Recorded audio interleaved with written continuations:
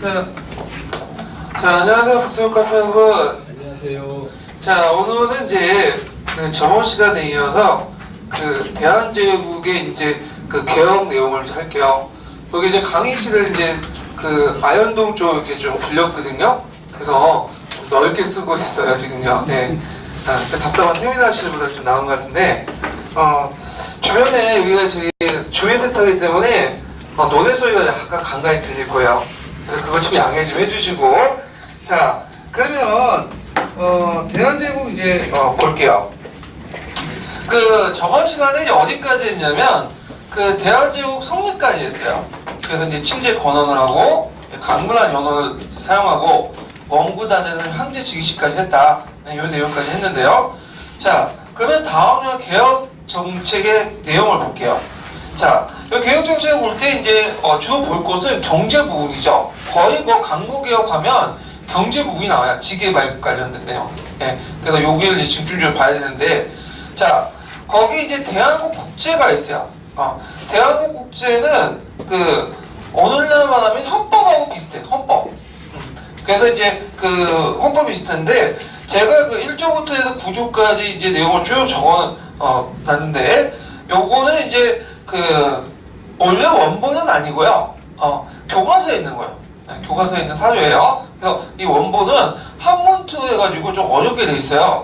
근데 이제 굳이 그것까지 볼 필요는 없을 것 같아요. 그래서 예전에 공사 기출에 나왔던 그것은 좀 약간 원본을 직역한 거거든요. 네. 근데 이제 교과서에 있는 사료들은 직역한 내용이 아니라 의역한 내용이죠. 의역본이라는 걸 좀 기억을 해주시면 될 것 같아요. 자, 이 국제라는 것은 헌법과 비슷한 거고, 읽어보시면 알겠지만 2조부터 해가지고 9조까지 다 뭐와 관련된 거예요? 황제권이 어떤 내용, 그런 것과 관련된 거죠. 그래서 황제권 강화를 관련된 거다. 그래서 강국개혁의 원칙을 보면요, 구본 신청을 바탕으로 해서 옛 제도를 근본으로 새로운 걸 참조해서 복구주의적 경향이 있다. 그래서 이제 갑오개혁의 외세 의존주의 급진성을 비판하고 점진적 개혁을 추구한다는데, 그럼 갑오개혁은 우리 입장에서 그렇게 급진적이 아닌데, 그리고 갑오개혁은 이제 온건개혁파들이 이제 주도했다고 했는데, 좀 보수적인 사람들 입장을 때 이게 또 급진적이야. 그거조차도.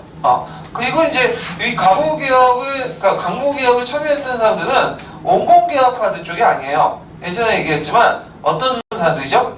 극왕파, 극왕파죠. 예. 그래갖고 이 사람들의 생각은 이제 강력한 황제권을 바탕으로 해서 근대를 추진하는데, 종조의 갑신접이나 갑오개혁 자체가 너무 급진적이야. 얘네들 입장에서는. 예. 그래서 이제 복구적인 성격을 가지고 있다. 자, 구본 신청 내용은 뭐 다 아시겠지만 예전에 아마 기초에 나왔던 거죠. 예. 자, 그 다음에 개혁기구로서 이제 뭐냐면 교전소를 설치했다는데, 나중에 교정소로 개칭을 했다고 하거든요. 예. 그리고 그 외에 사대소, 그 다음 내장원, 이런 기구도 있고요. 그래서 특히 이제, 눈여볼 게 내장원이죠, 내장원. 그래서 이 내장원은 그 당시 개혁의 어떤, 재정적인 근거가 됐던 왕실 재정의 어떤, 참고 역할을 했던 것이 내장원이다. 예. 그래서 탁지부하고 내장원이 이제 재정을 맡았는데, 실질적으로 내장원 쪽에 이제 초점을 맞췄죠. 왕실 재정을 이제 강화시키는데. 그래서 예전에 한번 얘기했을 텐데, 그 이유는 이제 뭐에서 황제가 포용적 개혁을 추진하기 위해서. 그래서 황제가 이제 왕실 재정을 강화시켜서 자경자 먹자고 그런 건 아니고요. 근대화하는 과정에서 뭐예요? 예? 포용적으로 추진하기 위해서 이 내장원을 되게 강화시켰다. 근데 이게 독립협회 입장에서는 상당히 황제가 독단하는 것처럼 비춰가지고 비판을 받았다고 했죠. 자, 그 다음에 법적 근거는 뭐냐? 자, 이 법적 근거로서 예전에 한번 기출 내용 문제 나왔던 거죠. 무슨 공법? 만민공법이죠. 예, 이 만민공법은 뭐냐 하면 서양 열강들이 이제 체결한 국제법을 말해요. 예, 그래서 만민공법이라는 용어는 우리나라에서 처음 나온 건 아니고요. 중국에서 나온 거예요. 예, 그래서 중국, 우리나라, 일본에서 국제법 할 때 만민공법을 하겠죠. 근데 요때 만민공법은 영미식 법이 아니에요. 어디를 모델로 한 법이겠어요? 포리셈, 독일을 모델로 하는 법이죠. 그래서 독일의 그 흥정헌법 보면 황제권을 강화시킨 내용도 있죠. 거기에서 이제 나왔다. 그래서 이제 그 당시에 이제 그 아시아 삼국의 그 헌법 초안들을 보면 예를 들어 대한국제라든지 그 다음에 메이주유신이라든지 그 다음에 청나라의 뭐 헌법 대강 그런 내용들 보면 다 동일한 방향이 있어. 뭐죠? 황제권 강화. 그리고 그 모델이 됐던 것이 뭐냐면 프로이센 독일 헌법이에요. 독일 제국 헌법이죠. 자, 그래서 이런 내용들 좀 기억을 해주시고요. 그러면 관련된 내용을 금성교과서에서 한번 좀 찾아볼게요. 250페이지 펴보세요. 만민공법과 관련된 내용.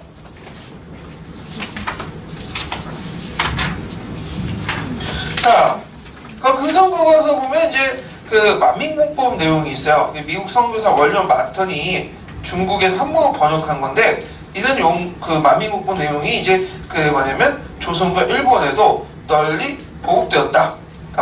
그래갖고 이제 그 내용이 있는데, 그 당시 만민국법은 계합파, 위전척사파 가릴 것 없이 당시 지식인애들 많이 영향을 줬고, 그것이 국제사회 공법보다 무력이 더 큰 힘을 발휘하는 것은 없는 것이니까. 그러나 그럼에도 불구하고 만민공법이 제대로 안 지켰죠. 그 당시 국제정세는 뭘 강화했죠? 신의 논리죠. 지금도 그렇지만 국제법 안 지키잖아. 예. 그래서 이 만민공법을 왜 강조했냐? 그건 우리나라가 역설적으로 뭐 때문에? 힘이 약했기 때문에. 힘이 약했기 때문에 어디에 의지할 수밖에 없어요. 만민공법에.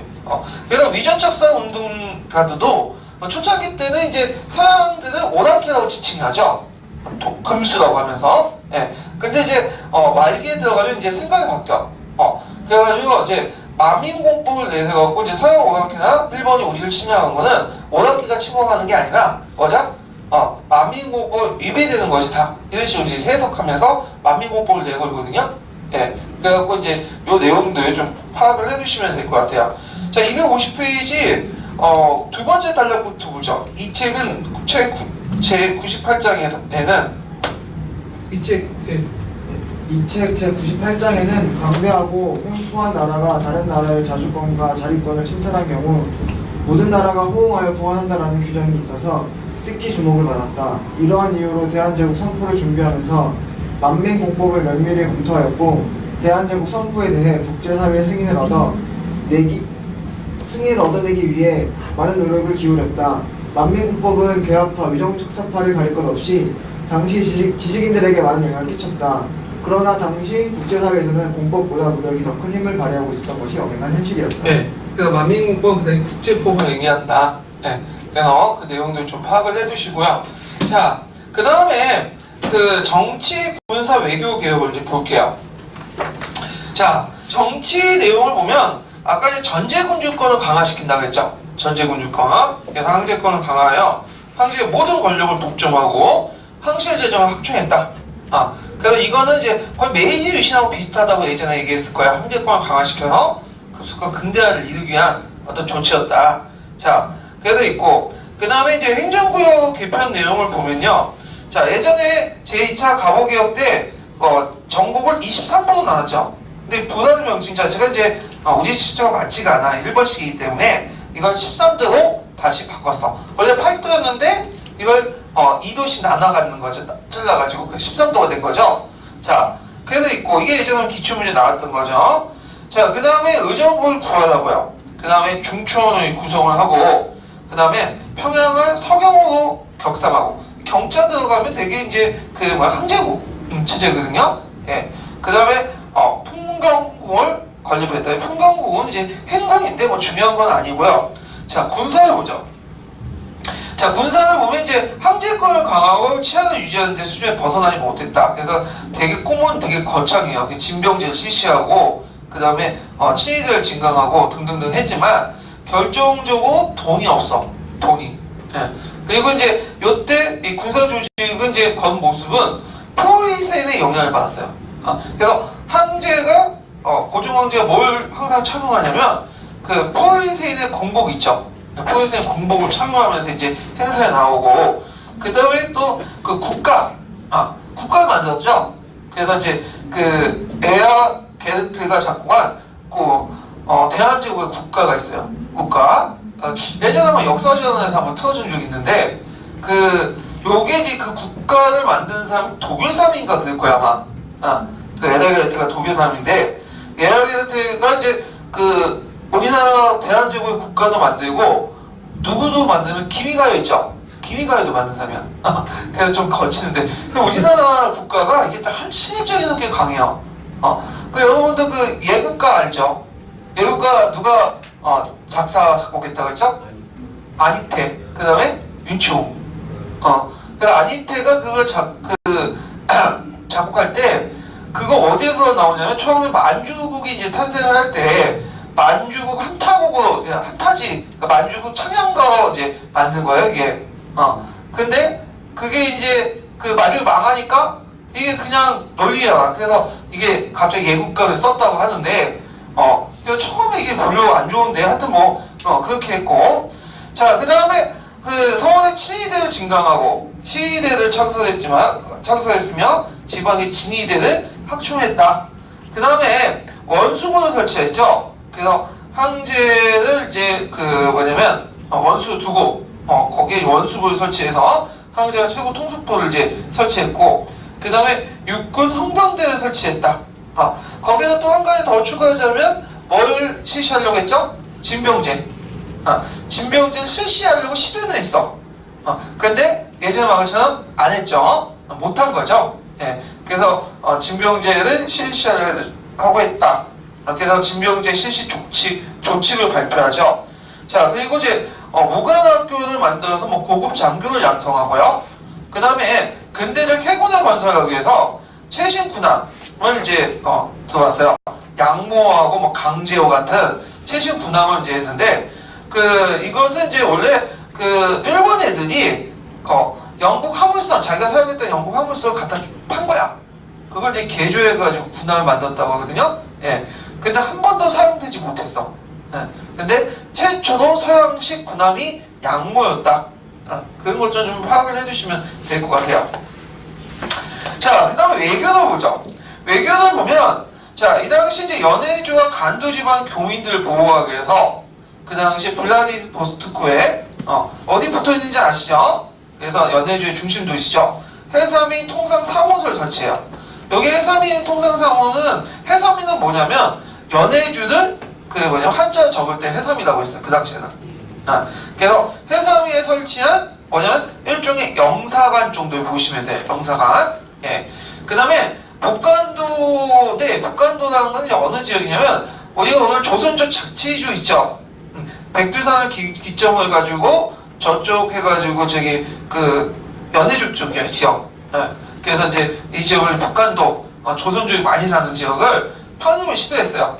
그래갖고 이제 이때 그 당시 청나라와 강대 회담을 두 번째 거쳤거든요. 그때 이제 문제가 됐던 것이 예전에 말한 것처럼 숙종대대였던 백두산 정계비의 내용구조였죠. 그래서 이제 통강을 어떻게 해석할 것이냐고 논쟁이 있다가 안 돼가지고 그냥 끝났는데, 처음에는 이제 거기에 우리가 엉터리한 걸 알기 위해서 간도 관리사를 파견하고 병계 경무소를 설치했다.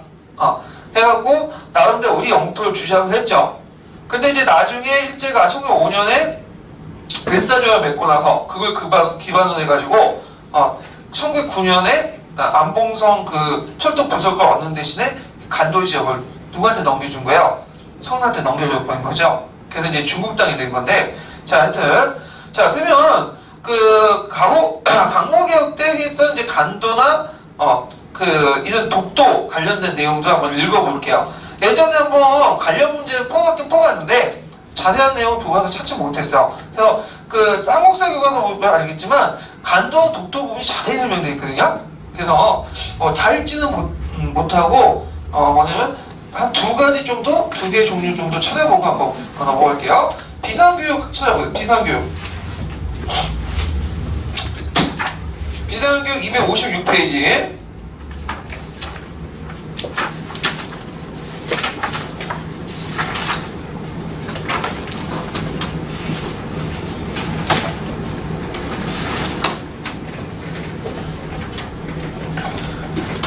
자, 비상교육 보면 이제 256페이지에 보면 독도의 역사적 연원이 나와요. 그래서 이제 독도는 이제 예전부터 울산국에 불렸고 지징왕 때 이제 그 뭐냐면 신라 영토로 넘어왔죠. 그래서 이제 후삼국을 통일한 고려는 신라의 복속 때 우상국을 관리했고요. 우상국에서는 사신을 통해 고려 왕실에 토산물을 바쳤으며 이들에게 간직을 내려줬다. 고려사는 울릉도를 무룡도 또는 무릉도고 독도가 우산으로 포기되었다. 그럼 여기에서는 고려시대 초기 때까지만 해도 우상국이 있었다는 거잖아. 그거는 이제 지증왕 때 우상국을 점령해도 실제 그 나라를 멸망시킨 것보다는 복속을 받았다고 보시면 돼요. 그래서 이게 고려 초기 때까지도 계속 지속이 됐다. 이건 제주도도 마찬가지죠. 제주도도 실제적으로 통일신라 이후에 들어갔다고 하지만 탐나가 점령당하고 있지만 실제로 뭐예요? 고려 초기 때까지 중기 때까지 계속 우상국의 왕이 제주도에 왕이 있었다고 해요. 그래서 요거와 연결시켜서 이제 보시면 될 것 같아요. 자, 그 다음 조선 세종 때 편찬된 세종실록 제2지에 보면 울릉도와 독도를 강원도 울진호에 속된 것으로 구분되었으며 여기도 마찬가지로 울릉도를 무릉, 그 다음에 목도를 무산으로 표기했다. 이렇게 되어 있죠. 근데 여기 좀 빠졌지만 요 중간 사이에 무슨 정책을 실시했죠? 공도정책. 그래서 섬 비웠죠. 외구가 너무 많기 때문에 관리가 힘들다 해서 공도정책을 했지만 영토상 우리 영토였다는 걸 이제 인식을 했고요. 숙종 때 그 울릉도에 일본 어민들이 많으니까 이 영유권 문제가 발생되니까 동네 어민 안영복이라는 사람이 그 울릉도에 치면 일본 업을 몰아내고요. 그 당시 일본에 건너가 일본 에도마코 권력자로부터 울릉도와 독도가 조선의 영토임을 주장해요.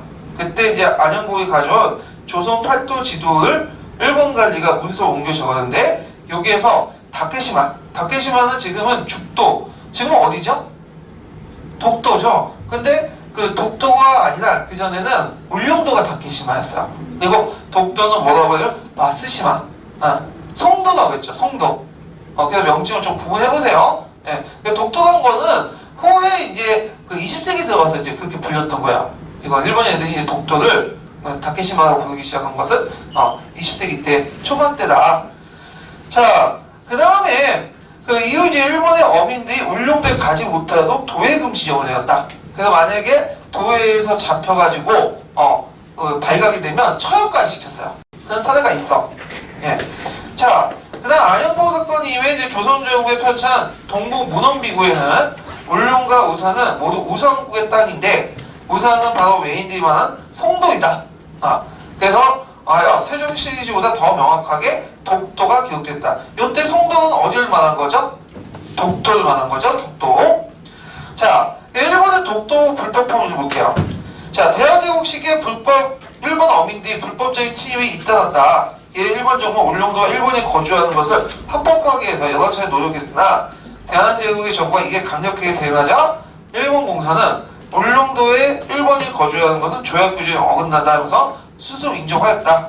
이런 배경 아래 그 1900년 정부는 칙령 41호 1900년은 어느 정권 때요? 강무 정권 때죠. 강무 개혁 시기죠. 자, 울릉도를 군으로 승격하고 그 다음에 독도를 간환했다. 이때 이제 독도를 뭐라고 했다? 속도라고 했죠. 속도. 그게 예전에 시험 문제 나왔죠. 그래서 그 밑에 그 생각하는 자료 이렇게 좀 볼게요. 자, 그래서 이제 그 1876년에 일본 정부는 모든 현의 자기현과 지도와 지적도를 조사 보고하는 명령을 냈는데 이때 이제 시마네 현에서는 동해 가운데 있는 울릉도와 독도를 시마네 현 지도에 포함할지 여부를 결정한 내용을 내무성에 제출했는데 일본 내무성은 자료 조사 후 두 성은 조선 영토이고 일본과 관계없다고 결론을 지었다. 그래서 국가 최고 기관인 태정관에 올렸다. 이 태정관 지정문에 그 내용이 있어요. 일본 스스로 뭐예요? 메이지 유신 초기 때는 울릉도와 독도는 자기 땅이 아니라는 것을 국가 차원에서 인식을 한 거야. 자, 하여튼 그때 이제 잘 검토한 태정관은 울릉도 독도는 조선의 영토고 일본과 관계없는 땅이니 이것을 관리되게 주의시키는 지정문을 시마네현에 내려보도록 했고요. 1900년 대한제국 정부가 공포한 칙령 41호에는 울릉도를 울도 개칭하고 도감을 군수로 개정하는 것과 물도구는 울릉 전도, 죽도, 석도를 간한한다는 내용인데 이 석도는 뭐다? 독도다. 그래서 이제 42도 간부의 계제예요. 독도도 울릉도 행정구역 편입함으로써 독도가 대한제국의 고유용토임을 확인하였다. 이게 이제 기출문이 나왔던 거죠. 예. 자, 그래서 이제 했는데 일본이 널전제에 반발하니까 하리 의정서에 근거를 해서 울릉도에 무선 전신 시설과 막노를 설치하고 1905년에는 우리 정부가 어떤 논의도 없이 이 주인없는 땅의 이름을 들어갖고 시마나현 고시를 통해서 독도를 시마나현에 불법 편입했죠. 예. 그때 이제 1906년에 울릉군수였던 신은택이 일본의 독도조사단으로부터 일본의 독도 불법 편입 사실을 알게 되고 이 사실을 대한제국에 보고했는데 정권 제대로 대응을 했지만 이게 솔직히 외교권이 뺏긴 상태에서 제대로 실행되지 못했죠. 그래서 일제시대 때 독도는 국제법상 어디에 속했다? 일제 한일합방 이후에는 병합 이후에는 일본에 속해 있다가 나중에 강모구에 우리가 다시 찾아온 거죠. 예, 그런 내용들 좀 기억을 해두시면 될 것 같아요. 자, 그 다음에 간도를 보죠. 간도. 자, 간도는 그 17세기 후반부터 그 출입 금지 지역이었죠. 공금지대로서. 그런데 이제 조선이나 청나라가 여기 접어가는 사람들이 많았는데 특히 왜 넘어갔냐면 삼선 때문에. 그래서 이게 산사에 많이 나왔기 때문에 넘어갔고 그 과정에서 청나라와 조선 간에 충돌이 있었어. 그래서 조선 사람이 청나라 사람을 죽이는 경우도 있었거든요. 예. 그래서 이제 이 문제를 좀 해결하자. 그래가지고 그 청과 조선이 1712년 그 숙종 때 백두산 정계비를 이제 세웠죠. 자, 그런데 그럼에도 불구하고 계속 조선의 백성들이 넘어와요. 그래서 이 지역을 이제 개간하면서 많은 사람들이 이제 뭐냐면 늘어났는데 특히 19세기 때 자연재해나 삼정의 문란으로 해서 계속 넘어가게 되죠. 자, 이런 가운데 청정부는 중국인의 간도 이주와 개간을 목적. 이때 이제 19세기 들어오면 청나라도 봉건지대를 해체시켜. 그래서 이제 이 땅을 자기 땅을 확실히 만들려고 뭐냐면 조선인데 간도 철수를 요구하니까 여기 양국 사이에 영토 분쟁이 나요.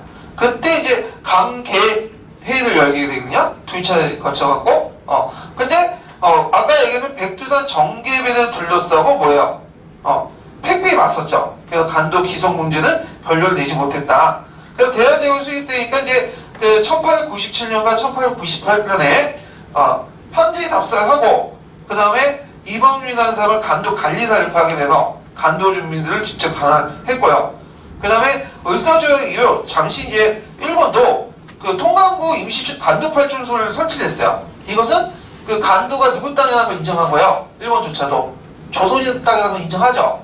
그런데 이제 그 1909년에 만주의 철도 구설권, 탄광 개발권을 얻는 조건으로 간도를 청해 영토에 인정한다는 간도에 관한 천일협정, 간도 협약을 청과 체결되면서 이러면서 이제 그 우리 의사와 상관없이 이 간도는 청나라 영토가 된 거죠. 예, 요 내용들 좀 기억을 해두시면 될 것 같아요.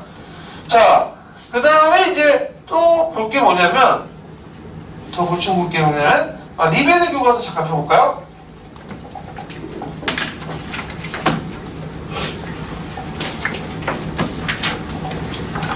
자, 니베르 교과서 258페이지.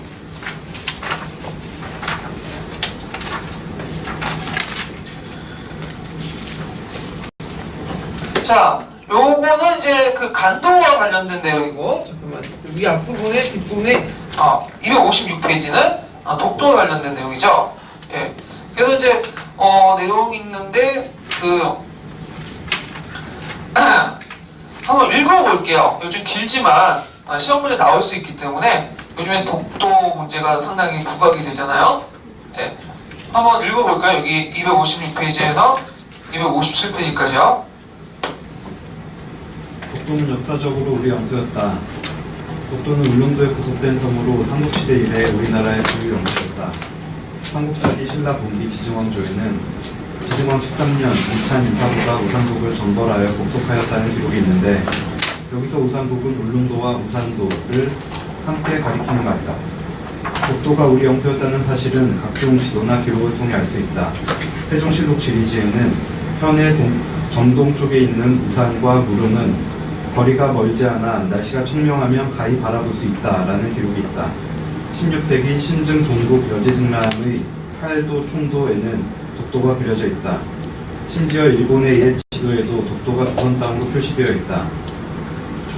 조선 태종 때 쇄환 정책을 취한 이후 일본 어민들이 자주 이곳을 침입하였다. 이에 숙종 때 안용복의 활약이 있었지만 19세기 중엽에도 일본 어민들의 불법 어로 행위가 잦아졌다. 조선 정부는 이에 항의하고 울릉도 및 부속 도서에 대한 공도 정책을 중단하였다. 고종은 1882년 울릉도 개청령을 발표하여 관리를 파견하고 주민을 이주시켰다. 19세기 후반 일본에서도 독도를 우리 영토로 인정하였다. 1877년 일본 메이지 시대 최고 행정기관인 태정관의 문서에는 울릉도와 독도는 일본과 관계없다라고 기록되어 있다. 일본인의 조선 근해 조업이 활발해지자 대한제국은 1900년 칙령 제41호를 반포하여 울릉도를 울도군으로 승격하고 독도를 울도군 안에 포함시켰다. 대한제국은 이 칙령을 중앙관보에 게재하여 독도가 대한제국의 고유 영토임을 세계에 공포하였다. 대한제국 시기의 울도군 절목에는 울도군이 독도에서 강치잡이를 하던 일본 어부들에게 세금을 부과한 사실도 기록되어 있다. 강치가 이제 바다부분 일종인데, 그 예전에 한번 KBS 역사 스페셜 보니까 그 독도에 강치가 많았다고 그래요. 그래갖고 그 강치 사냥하는 필름도 보여주더라고요. 근데 지금 가보면 강치가 하나도 없죠? 네, 멸종당한 거야. 하도 이제 그 구한말에 일제 있을 때 일본 놈들이 와가지고 이제 사냥을 많이 하다 보니까 시가 말린 거야, 시가. 네. 자, 그 다음에 257페이지 그 다음 거 한번 읽어보실까요? 일본은 러일 전쟁 중에 독도를 무인도로 규정하고 일본은 시네마현의 다케시마라는 이름으로 불법 편입하였다. 19세기까지 독도가 일본의 영토가 아니었음을 인정하였던 것과는 전혀 다른 정책이었다.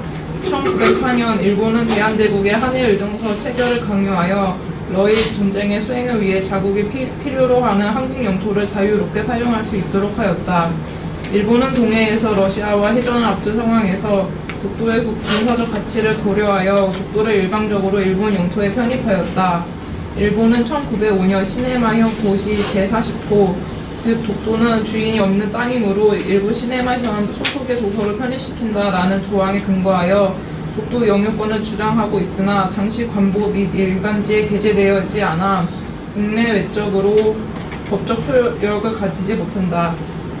예. 그래서 만약에 그 독도 연합권 주재한 내용을 써보면 뭐예요?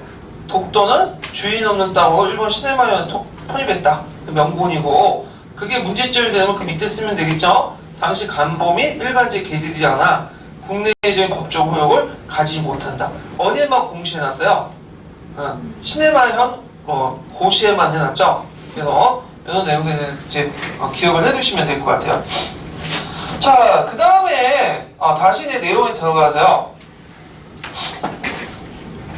자, 여기 이제 한청 통상조약을 체결했는데, 그 한청 통상조약에서 이제 좀 눈여볼 게 뭐냐면, 조약이라는 명칭이죠, 조약. 예전에는 조약이라 쓰지 않고 장정이라 했죠. 예, 이런 상국하고 속국 간에 맺어진 것을 장정이라고 하는데, 조약이라고 쓴 것은 뭐예요? 양국이 평등하다. 그래서 이제 그 내용을 보면, 과거 종주권을 주장했던 청가, 양국, 그 조선이, 조선의 양국 황제의 명의로 체결됐다는 거. 조선, 여기 좀 적어주세요. 조선.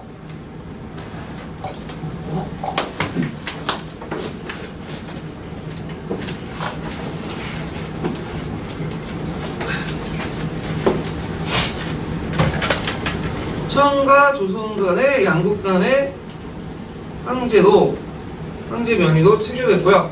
그래서 한국사상 최초의 대등한 대중 외교 관계였다. 그래서 이제 의미를 이렇게 볼 수가 있겠죠. 자, 그 다음 경제개혁을, 양정개혁을 볼게요.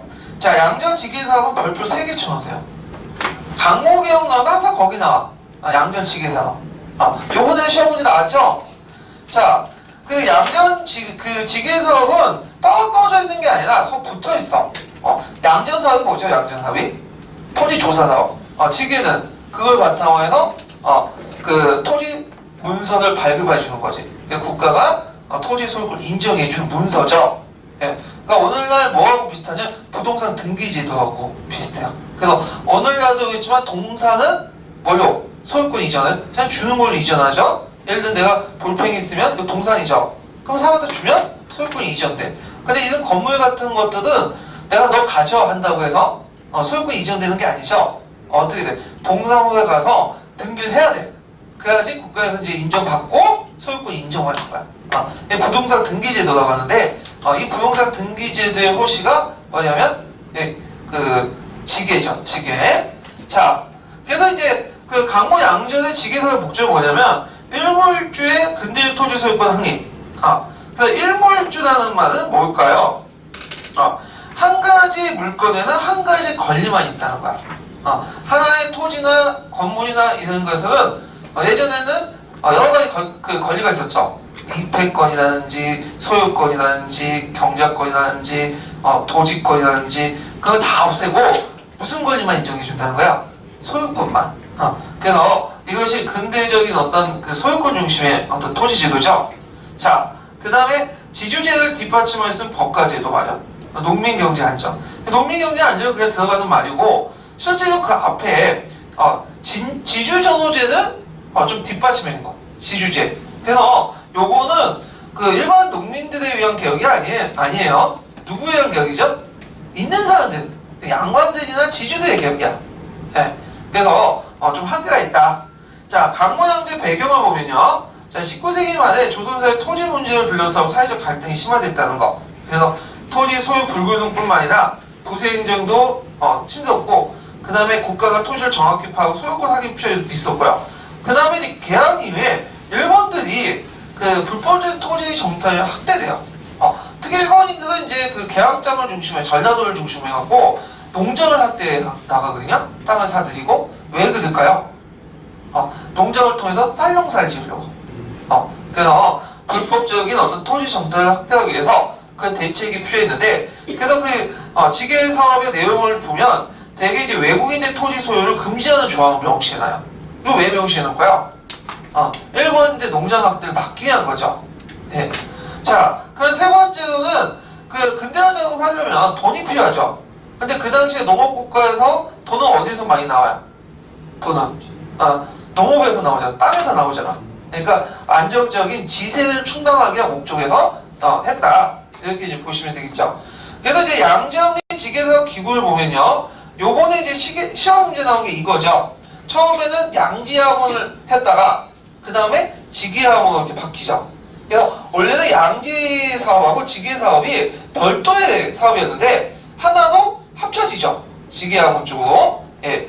자, 그 다음에 양전 사업의 내용을 이제 볼게요. 자, 원칙은 뭐죠? 구본 신청이야. 원칙은 구본 신청. 그래서 이제 이것도 그대로 그 양전 사업에 박였는데, 자, 구를 하는 그 3년 정책을 보면요.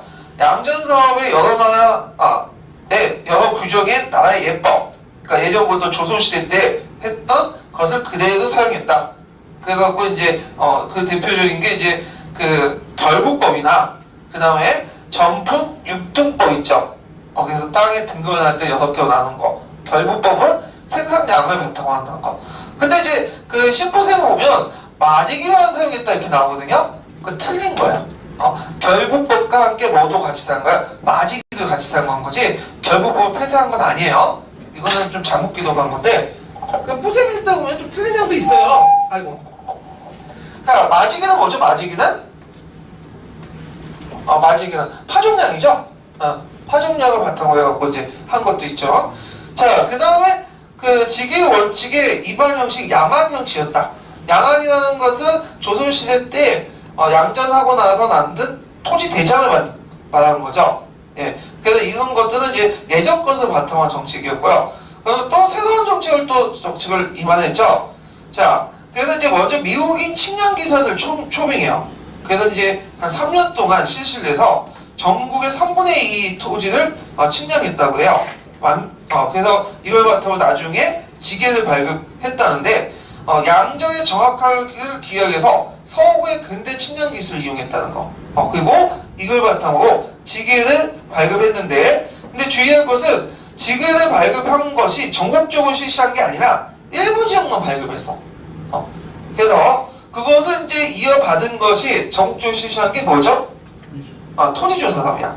그러니까 그 토지조사 사업은 그 종전의 그 양전 지게 사업을 그대로 이어받았다고 보면 돼요. 그 기반 위에서 한 거예요. 그래서 다만 뭐만 인정한 상태에서, 뭐만 뺀 상태에서 그 외국인들 토지 소유권을 못하는 것만 빼고 그대로 이어받았다. 이렇게 이제 보시면 되겠죠. 자, 그다음 근대적 소유권 증서인 지계제도를 채택해서 고유의 소유권을 근대적 소유권으로 전환했다. 그래서 국가가 토지 소유권을 인정해줬다. 그래서 상품의 어떤 그 토지 상품을 상품화시키고 토지를 상품화시키고 거래를 활성화시키도록 국가가 뭐예요? 신용 보증을 해줬다 이렇게 보시면 돼요. 그러면 예전에 토지 문서가 없었냐? 토지 문서 있었죠. 양안 같은 게 있는데 양안은 소유권을 목적으로 받은 건 아니에요. 예전에는 뭐 때문에 그죠? 조세를 수취하기 위한 거고, 그 다음에 이제 소유권을 어떻게 입증했냐면 국가가 개입 안 하죠. 문계라고 해서 개인 문서를 가지고 이제 하게 된 거야. 그래서 이제 소유권 분쟁이 나면 이 문계 가지고 와갖고 그 사또나리한테 와서 이제 하소연 하고 그러면서 이제 소유권이 확인되고 그런 거였거든요. 국가 개입을 안 했어. 근데 그러다 보니까 토지 소유권이 상당히 불안전하죠. 그러니까 뭐하고 비슷한 상태냐면 그 카페에 보면 카페 시장이 있잖아요. 북서역 카페.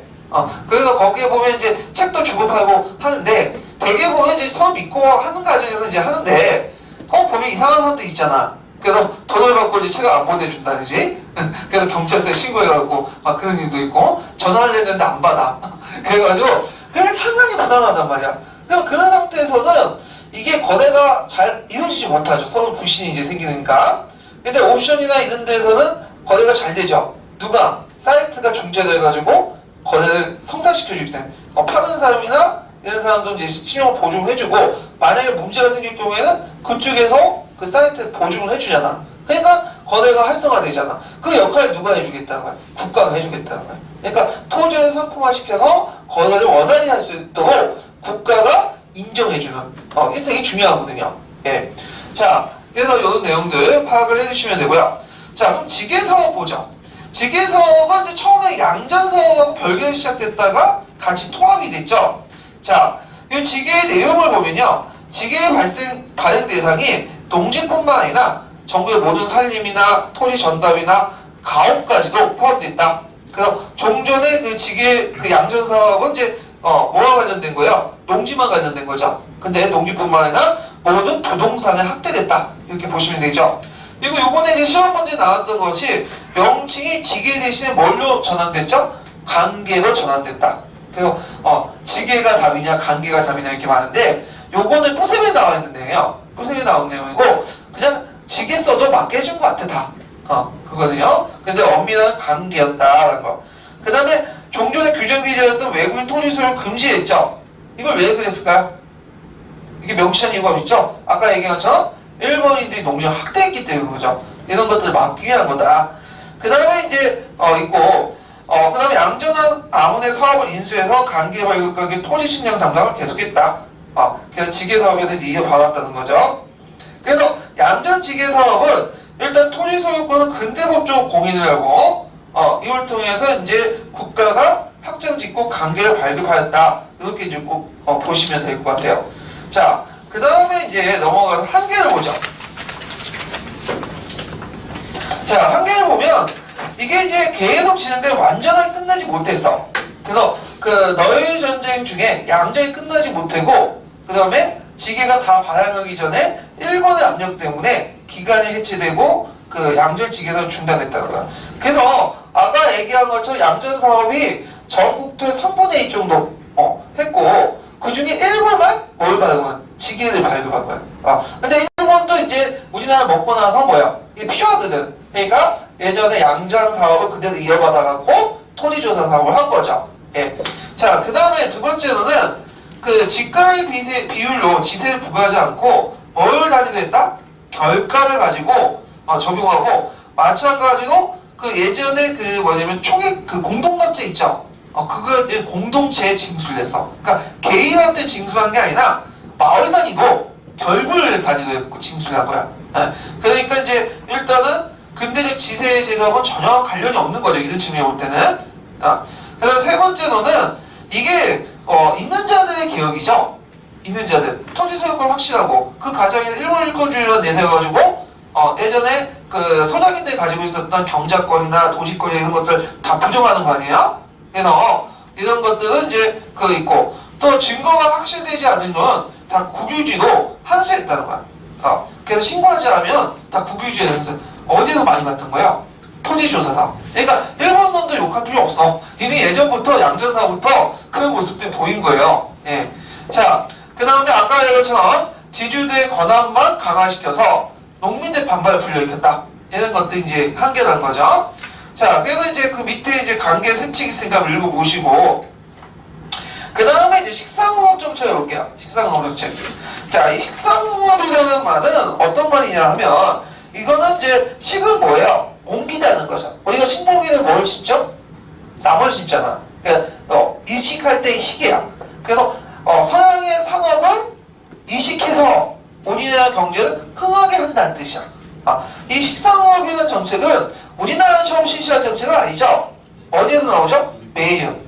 메이준시에서 그런 걸 하죠. 일본이 이제 주장을 해갖고 그걸 받아들인 건데, 이 식상공업 정책은 강무 정권 안에서도 추진하지만 또 민간 자체에서 또 자율적으로 또 추진하는 것도 있어요.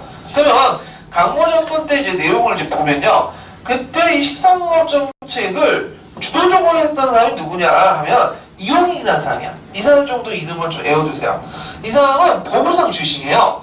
그래서 이제 그 대한 제국의 식상공업 정책을 주도했고, 특히 이 사람은 이제 그 뭐냐면 용암 침략파거든요. 그래갖고 이제 나중에 그 러시아가 용암포 조차권을 요구하잖아요. 그때 전국적으로 뭐냐면 영향력을 행사하려고 했기 때문에 독립협회로부터 비판을 받아. 자, 근데 예전에 한번 한국사 능력검증 기출에 문제가 나왔는데, 그렇다면 이 사람은 나라를 팔아먹은 사람이 아니야. 실력파라서 다 매국놈 아니죠. 러시아를 이용하자는 거지. 예. 근데 이 사람이 이제 나중에 그 러일 전쟁이 일어나니까 이제 그 한일 의정세에 반대했다가 일본은 압송당하거든요. 일본한테 이제 눈에 가시 같은 존재 아니에요. 그래서 이제 이 사람을 다 해외에 보려고 했는데 실패했어.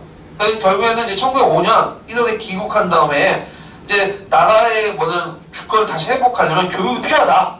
그래갖고 학교를 세우죠.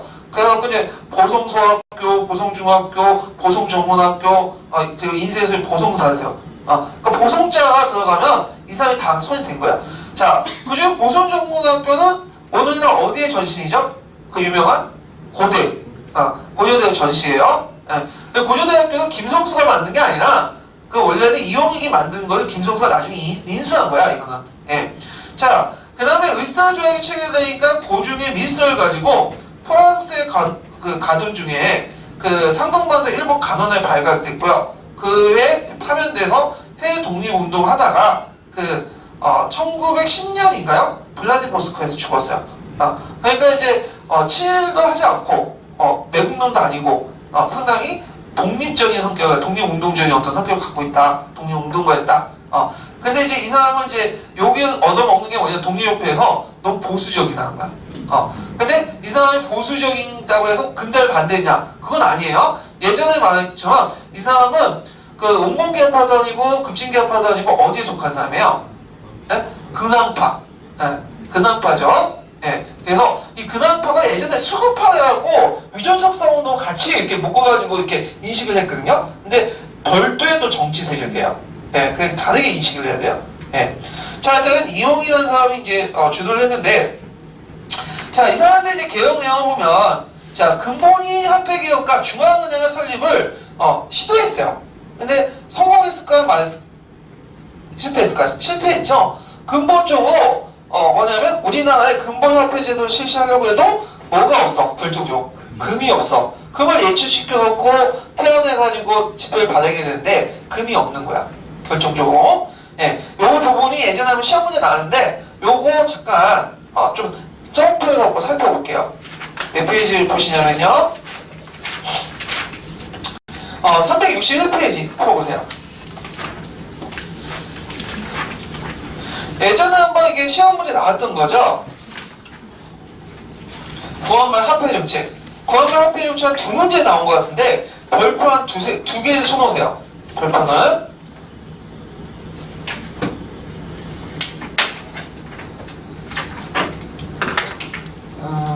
잠깐만요.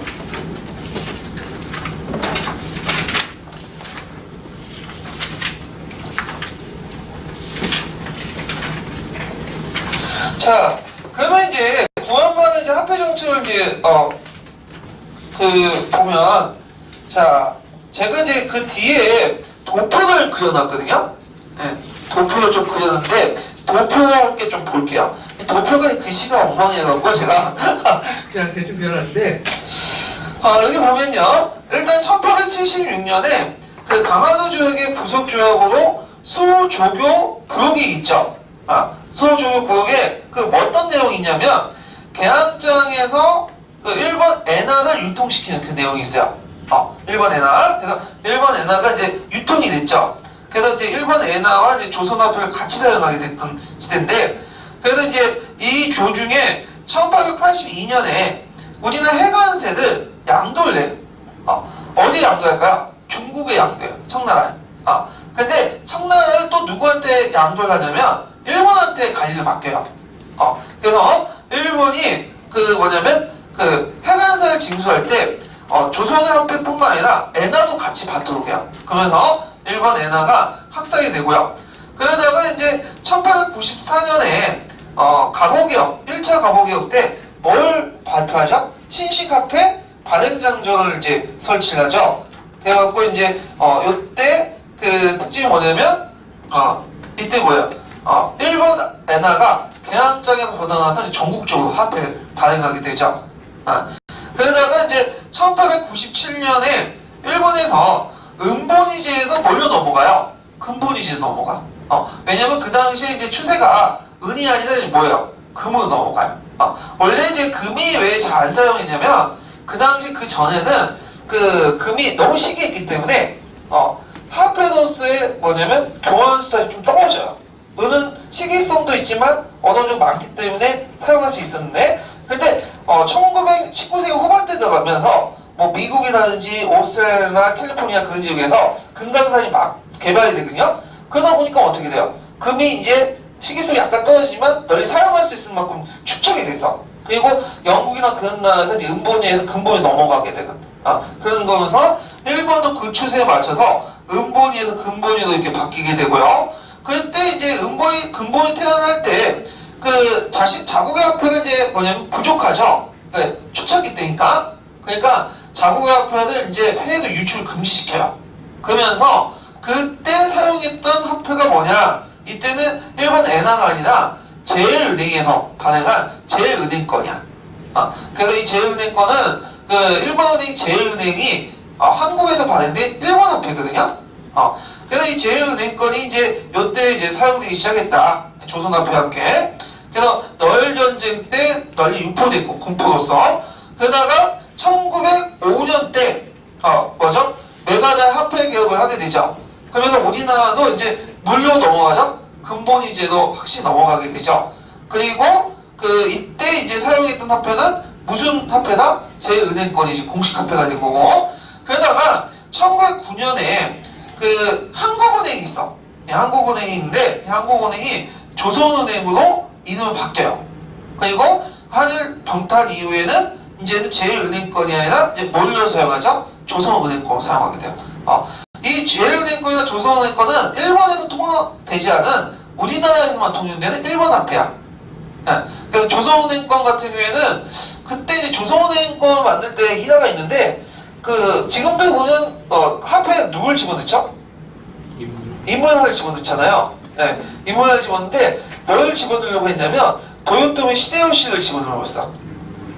그러니까 이제 우리나라에서 너무 반발이 큰 거야. 그러니까 이제 너무 반발이 크니까 안 되겠다 해갖고 수할아버지라고 해서 예전에 정통적으로 모셨던 그런 그 인물상을 집어넣은 전설적인 인물상, 꽃이나 그런 걸. 네. 그래서 이제 있는데 예전에 제가 의료고 있을 때 어떤 얘가 화폐를 하나 가지고 오다가 지폐를. 근데 이게 어디에서 이제 우리나라 화폐인데 예전에 지금 화폐가 아니에요. 보니까 거기에 보니까 수할아버지가 그려져 있어. 할아버지 모습. 이거는 어쨌든 조선은행권이에요. 조선은행권. 이게 조선은행이라고 적혀 있더라고. 예, 그거 가지고 있으면 팔면 뭐 꽤 돈이 될 것 같아. 자, 하여튼 이렇게였고요. 그러면 대략적으로 한번 살펴봤고, 그러면 자세히 좀 내용을 좀 살펴볼게요. 361페이지 다시 넘어가고요. 자, 아까 처음에 이제 해관세가 설치됐다는데, 자, 해관세가 이제 이게 그 1882년이라고 적혀 있는 것도 있고, 1883년에 적혀 있는 것도 있거든요. 네, 뭐 그쪽 돈이 설치했고, 요때 이제 간세 자주권이 회복이 되죠.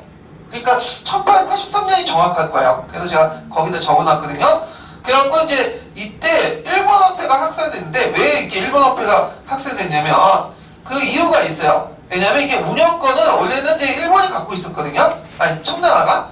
근데 실제 운영권을 누구한테 넘겼냐면 일본한테 넘겨버린 거야 이걸. 일본한테 넘겨가지고 일본이 실제로 그걸 운영을 했어요. 네. 그러다가 너열 전쟁 이후에는 완전하게 일본한테 넘어간 거죠. 그래서 청나라가 초창기 때는 세관 업무를 독점했지만 실제적으로 일본한테 아웃소싱을 했고 그 과정에서 일본 사람들이 뭘 걷기 되겠다 세금으로서 일본 엔화를 걷기 시작해. 그러면서 일본 화폐가 이제 널리 유통되는 배경이 됐다는 거. 그 다음에 이제 1894년에는 신식화폐 조회가 있죠. 거기에 내용을 보면 자 은본위제가 우리나라가 도입이 됐고 그 다음에 일본 화폐가 전국적으로 유통이 됐죠. 네, 그때 그 은화를 만들기 전에 이제 당장 돈이 좀 부족할 거 아니에요. 그래서 그때 외국 화폐를 홍용할 수 있는 조항을 만들었거든요. 그때 이걸 틈타가지고 전국적으로 이제 일본 화폐가 확대됐다. 그 다음에 백동화 인플레이션이라고 아시죠? 우리나라 은화가 이제 만들지 못하고 저 백동화를 찍어냈어. 보조모독판. 근데 이 백동화가 이제 정부가 남발한 것도 있고 일본인들 위조해갖고 발행하는 그 문제점이 발생을 했죠. 그러면서 백동화 가치가 어떻게 될까? 떨어지게 돼요. 그래서 백동화 인플레이션 같은 그 정책들이 이제 백동화 인플레이션 같은 문제점이 일어났다는 걸 좀 기억을 해두시면 돼요. 자, 그래서 이제 있는데 백동화 관련된 내용을 한번 읽어볼게요. 어디서 이제 읽어보냐면 그 1236페이지 보세요. 기출근거. 그 신식화폐 발행 장려하고 관련된 내용을 읽어볼게요.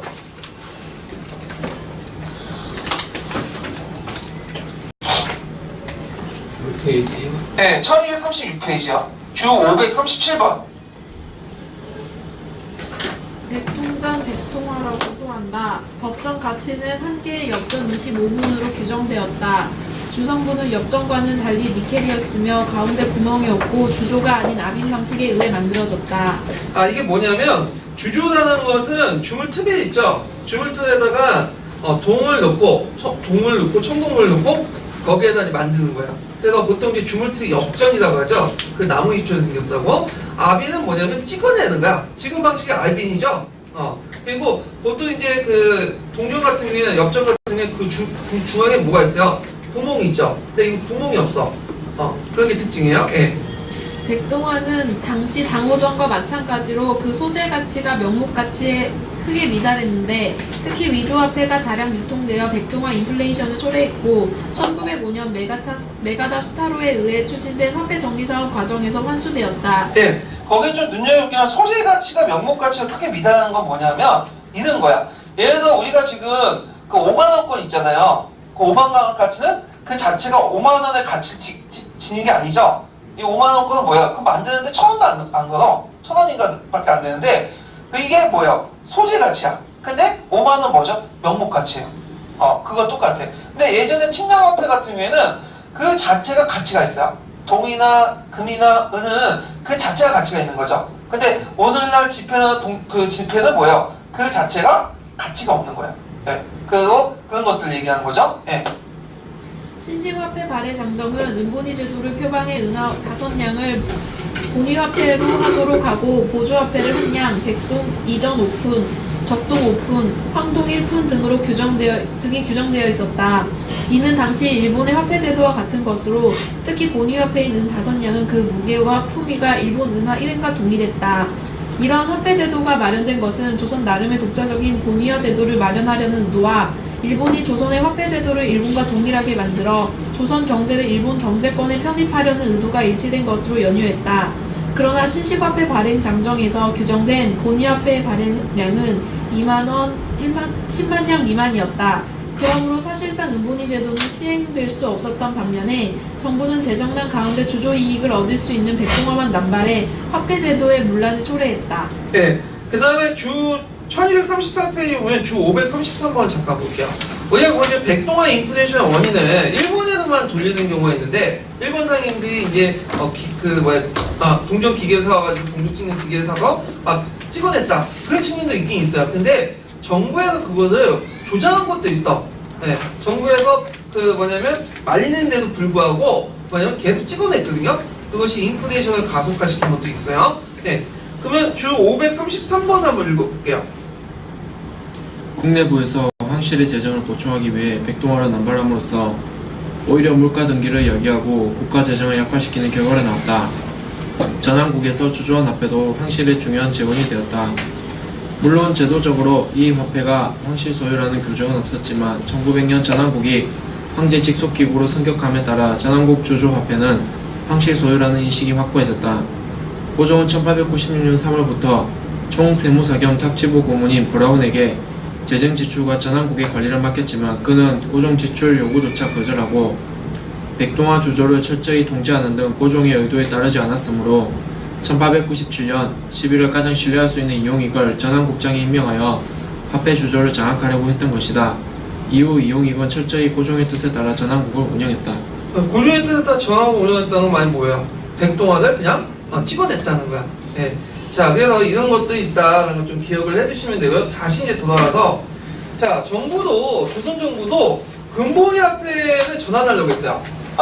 그 근본이 태안제도 이제 맞아요. 그러면 세계적인 추세가 그때 근본이 태안이었어요.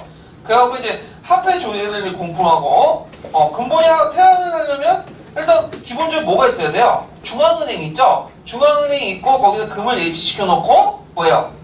지폐를 발행이 되잖아요. 그래서 중앙은행 조례, 태안금권 조례. 태안금권은 뭐냐면 금을 예치시킨 상태에서 금을 담보해서 종이를 발행하는 거. 이게 태안제도라고 하죠. 자, 이렇게 이제 공포는 했어. 그렇지만 막 하려고 했지만 실제적으로 안 됐어. 결정적으로 뭐였다? 금이 없어. 금이. 그럼 우리나라 자체에서 금이 없냐? 그건 아니에요. 그 예전에 보면 이제 그 일제시대 때나 구한말 때 우리나라 금맥이 되게 많았어요. 그래서 그 예전에 노다지라는 말 아시죠? 그래갖고 이제 미국에 있는 운상공산을 이제 그 책을 했는데 체육관 얻어갖고 책을 했는데 그때 막 금이 쏟아져 나왔잖아요.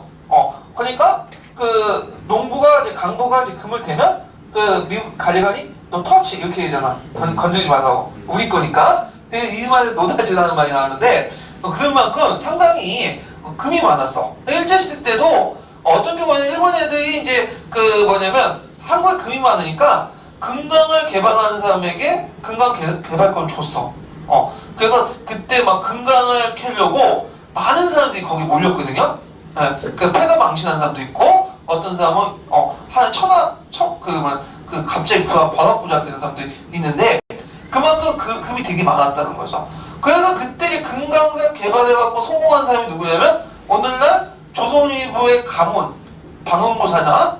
그래갖고 이제 금강 개발해갖고 이제 조선일보도 사들이고 그게 부자가 됐던 사람들 되게 많아요. 예. 자, 하여튼 그래갖고 그 내용이 있는데 그럼 한번 관련된 내용 한번 찾아볼게요. 몇 페이지 펴보시냐면요. 1236페이지에 보면 주 537번 두 번째 단락 갑옥경장 중에 공포된 신식화폐 장정은 한번 읽어볼게요. 갑옥경장 중 공포된 신식화폐 장정은 몇 번의 불비로 실시되지 못하였고 또 1898년에 채택된 근본이제 역시 재정 문제로 일시 보류되었다가 1902년 화폐 조례가 공포됨으로써 비로소 확정되었다. 이어 1903년 중앙은행 조례와 태환금권 조례가 제정되어 화폐제도의 정비가 이루어졌다. 근본이제가 확정된 다음에도 국산 금이 일본으로 대량 유출되어 정부의 근본 보유량에 부족한 데다가 국가 재정이 만성적인 적자를 면치 못하고 있었기 때문에 근본이제의 실시는 난감하게 되었다. 따라서 근본이제 실시에 필요한 자금을 확보하기 위해 정부는 황실재정의 일부를 이 사업에 충당하거나 외국으로부터 차관을 도입하려고 했다. 결국에 성공했어, 실패했어요? 실패했죠? 제도전투는 마련했는데 결국엔 돈이 없어 실패한 거야. 이걸 누가 해준 거죠? 메가다가 이제 한 거죠. 메가다는 일본에 차관을 도입을 해. 그러니까 조선 정부가 일본 차관을 도입해가지고 차관을 바탕으로 해서 금을 사서 금본위제를 이제 뭐냐면 태안을 실시한 거죠. 그래서 이런 내용들 좀 기억을 해두시면 될 것 같아요. 그럼 일본이 연도가 좀 많이 이상해서 일단 맨 처음에 예. 여기 수어주 조교 브로그에서 1876년이죠. 361페이지 구한말 화폐 정책 맨 꼭대기. 네. 예. 연도가 94년에 돼 있네? 예.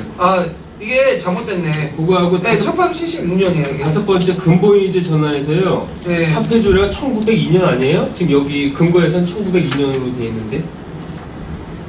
예, 맞아요. 네, 1902년 오픈 70. 해왕금권 조례도 1903년. 네, 예. 이렇게. 네, 이렇게 수정하시면 될 것 같아요. 예, 이게 네, 잘 찾으셨네. 아니 보니까 연도가 네. 달라가지고. 네, 연도 이렇게 고쳐주시면 될 것 같아요. 네. 자, 그래갖고 이 내용들 기억을 해두시고요.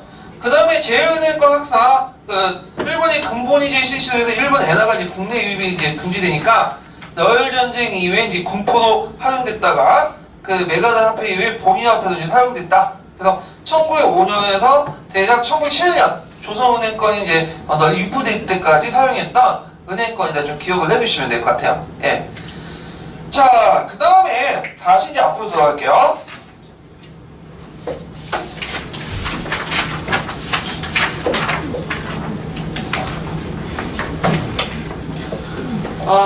어디까지 하는 거야? 식상흥업정책 얘기하다가 이제 도중에 이제 빠졌는데. 자, 근대적 시선을 이제 확충하려고요. 그래서 이제 좀 나중에 얘기했지만, 그 철도 사업에 이제 개입을 하거든요.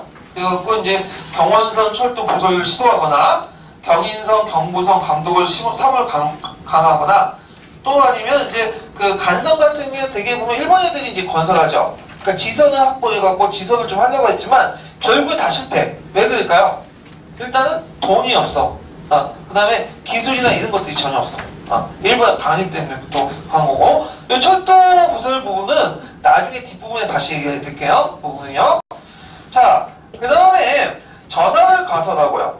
전차 선로를 부설했다. 이 전차가 우리나라 아시아 지역에서 두 번째로 만들었다고요. 두 번째로. 그래가지고 이제 뭐냐면 두 번째로 처음 개설됐다. 그래서 상당히 의미가 있다는 거죠. 자, 그 다음에 이제 황제 직속의 국내부나 내장문을 강화했대. 특히 내장문을 강화했던 것은 왕실 제정을 강화시키려고 했다. 그러니까 상대적으로 탁지부의 권한은 뭘까요? 낙하되죠. 네, 이런 내용들. 자, 그러면 강목개혁의 이제 한계를 볼게요. 강목개혁 한계. 일단은 했다가 이게 어떻게 될까요? 중지되죠? 무슨 전쟁 때문에? 너일 전쟁 때문에. 이 너일 전쟁 이후에 이제 강목개혁은 중단이 돼요. 그래서 이제 보면, 자, 9번 신참으로 인용한 복구적 성격을 가지고 있으며, 재정의 뒷받침이 없었다는 거. 번번이 하다가는 뭐예요? 돈이 없어서 그냥 그거 뒀잖아요. 두 번째는, 민주의 경제생활과 국가재정을 희생시키고, 왕실 재정만 강화시켰다. 그래서 세 번째는, 철도의 부설 사업도 이제 있는데, 이 철도 부설들이 외국인들에게 특화되고 기술과 자본에 이루어졌다는 거. 그러니까 우리가 나름대로 자주적으로 철도 부설도 하려고 했지만 결정적 기술이나 자본이 없어. 그 다음에 네 번째로는 그 방향이 전제 군주권 강화죠. 그러니까 이제 이런 것들이 독립유펜의 민권운동을 억압하는 보수적 성향을 보였다. 물론 이제 요 한계라는 것은 다른 측면을 볼 때 한계가 될 수 있지만 또 다른 측면을 볼 때는 또 장점이 될 수 있는 거죠. 예, 평가니까. 자, 그 다음에 1번도 외국여강대 방해 이렇게 있는데 되게 1번, 2번, 3번까지는 실차지도서, 국정지도에서 있는 내용이고요. 그 다음에 4번 같은 경우에는 이제 근현대사, 4번, 5번 근현대사 교과서 이런 내용들인데 한계 부분하고 의의 부분은 시험에 안 나올 것 같아요. 제 생각에는. 네. 왜냐면 강목개혁에 바라보는 시점이 되게 다양하거든요. 좋게 보는 사람도 있고 상당히 비판적으로 바라보는 사람도 있어. 그러니까 좋게 보는 사람 입장일 때는 그 앞에 이제 말하면서 전제군주권을 강화시켰다. 이런 것은 한계가 아니죠.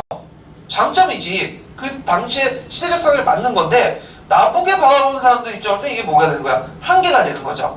예, 그래서 있고 의의도 마찬가지예요. 의의도 되게 많아요. 그래서 외세의 간섭 없이 자주적으로 추진했다는 점에서 역사적 의미가 있고요. 그렇지만 또 부정적 견해도 있죠. 이것도 의의라고 볼 수는 없는데 러시아 간섭과 칠려세의 집권에 의해서 자주성의 한계와 집권세의 보수성에 의해서 독립회가 타락받았다. 이런 부정적인 견해도 있다. 그래서 이 강모 정권을 바라보는 관점들이 상당히 양극단적이다. 그런 문제들은 이런 주관적인 판단을 물어보는 문제는 안 나온다는 거죠. 예. 그래서 주로 여러분들 어디 공부하시냐면 그 정책 부분, 특히 경제, 지계산업 관련된 부분들만 집중적으로 봐주시면 돼요. 자, 그러면 천재교육에서 한번 또 살펴볼게요. 천재교육 211페이지 펴보세요.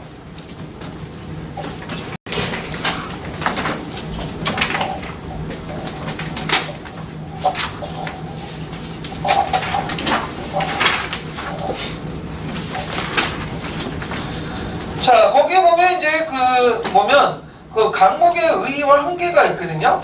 예, 그 다음에 이제 그 대한제국의 외교활동 부분도 좀 보충해서 이렇게 적어놨어요. 그럼 의의와 한계 부분과 대한제국의 외교활동 부분 한번 읽어볼게요. 광무개혁의 의의와 한계. 광무개혁은 국가의 자주 독립과 근대화를 지향하고 외세 간섭을 배제하면서 자주적으로 추진되었다.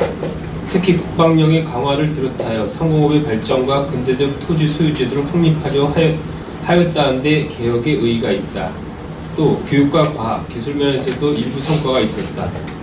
광부개혁으로 근대적 기업이 다수 설립되었으나 이후 일본의 침략이 본격화되면서 대부분 몰락하였다. 또한 광무개혁은 지나치게 황실 중심으로 진행되었으며 개혁에 필요한 재정을 충분히 확보하지 못하였다.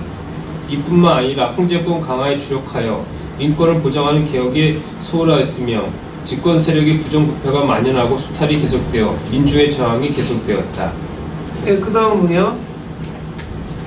대한제국은 어떻게 외교활동을 전개하였을까? 대한제국은 외교활동에 적극적으로 나섰다.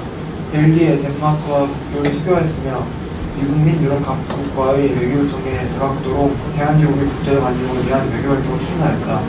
또한 마루 우펜연합, 국제정신자사 등 국제기구에도 가입하였다. 1900년에는 파리 만국 박람회에 참가했는데 박람회에 앉는 책자에는 한국 정부 대표자는 슈프랑대로의 극동의 모습을 가장 잘 살린 우아하고 독창적인 건축물 회사였다며 한국 전시관을 소개하였다. 이 같은 다양한 외교활동은 대한제국이 독립국으로서 국제사회의 이름을 인정받으려는 노력이었다. 예. 그래서 좀 쉬었다가 그 강목개혁 기출문제 관련된 부분을 풀어볼게요. 예, 35분 시작합니다.